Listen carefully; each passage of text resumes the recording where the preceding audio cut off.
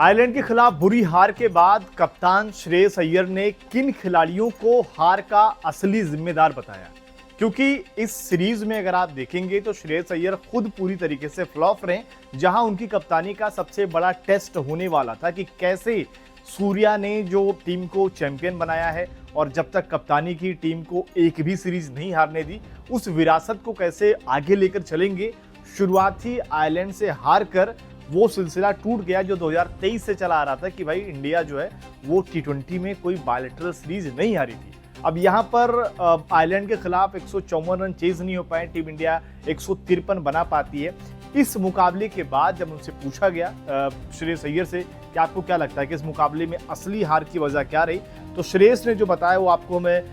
सीधे उन्हीं के शब्दों में बता देता हूं, जिसमें उन्होंने कहा कि देखिए गेंदबाजों ने अच्छा काम किया, उन्होंने सही तरह से प्लानिंग को लागू किया। ये खास तौर पर वो आयरलैंड के गेंदबाजों के लिए भी बोल रहे हैं। लेकिन जब टीम बल्लेबाजी करने को गई तब सब यह समझने में नाकाम रहे कि विकेट किस तरह से बर्ताव कर रहा है। हम लोग बैटिंग में थोड़ा पीछे रह गए, हम यह बात समझने में पिछड़ गए कि विकेट किस तरह से खेलेगा और 2 रन लेने में पीछे रह गए। मुझे लगता है कि आयरलैंड हमें इस विभाग में पूरी तरह से पछाड़ दिया। और आयरलैंड की अगर बात यहाँ पर श्रेयस कर रहे हैं तो बिल्कुल सही कर रहे हैं, क्योंकि अगर आप देखेंगे चाहे वो इससे पहले वाला मुकाबला हो जहाँ पर 51 पे 4 से वो 180 तक पहुंच गए थे, उसके बाद इस मुकाबले में भी अगर आप देखेंगे जो सिचुएशन थी कि यहाँ से 152 बनाते ऐसा लगा इंडिया आराम से इस रन को चेस कर लेगा। और जो श्रेयस ने बोला कि इस विकेट को हम सही से पढ़ नहीं पाए, वो बात सही भी रही कि टीम इंडिया के खिलाड़ी शुरुआत से अगर आप देखेंगे तो बड़े शॉट खेलने के चक्कर में अपना विकेट गंवाते गए। बाद में जब उन्होंने कहीं ना कहीं समझने की कोशिश करी कि यार विकेट थोड़ा सा अलग है, सीधे उस तरीके से बैट पर बॉल नहीं आ रही है, बाउंड्री भी बड़ी है, फिर वहां पर उन्होंने जब पार्टनरशिप बनाने की कोशिश करी तो फिर बहुत देर हो गया और रन रेट भी ऊपर चलता गया। यहाँ पर अगर आप देखेंगे श्रेयस ने जरूर यहाँ पर कहीं ना कहीं सारे बल्लेबाजों को हार का गुनहगार बताया, उसमें खुद भी ये शामिल होते हैं क्योंकि दोनों मुकाबलों में पूरी तरीके से फ्लॉप रहे। लेकिन श्रेयस की एक बड़ी बेइज्जती तब हो गई जब टॉस के दौरान वहां से सवाल भी पूछा गया आयरलैंड की तरफ से, जो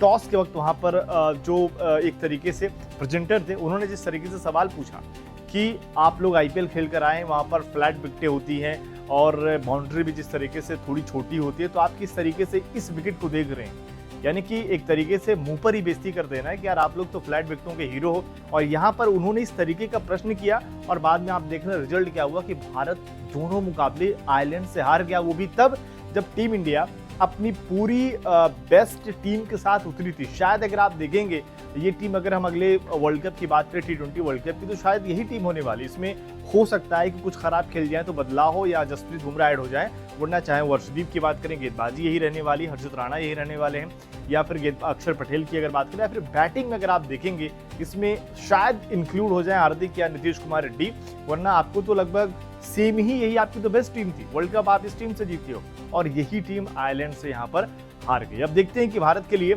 असली चैलेंज क्या होने वाला है जो इंग्लैंड के खिलाफ। कहीं अगर अय्यर की कप्तानी में वो सीरीज इसी तरीके से हारते हैं और वहां पर न सिर्फ हारते हैं बल्कि अय्यर का प्रदर्शन भी ऐसे ही रहता है, तो फिर जो खबर सामने आई थी कि कप्तानी पर अय्यर के कहीं ना कहीं एशियन गेम्स के बाद अगर आप देखें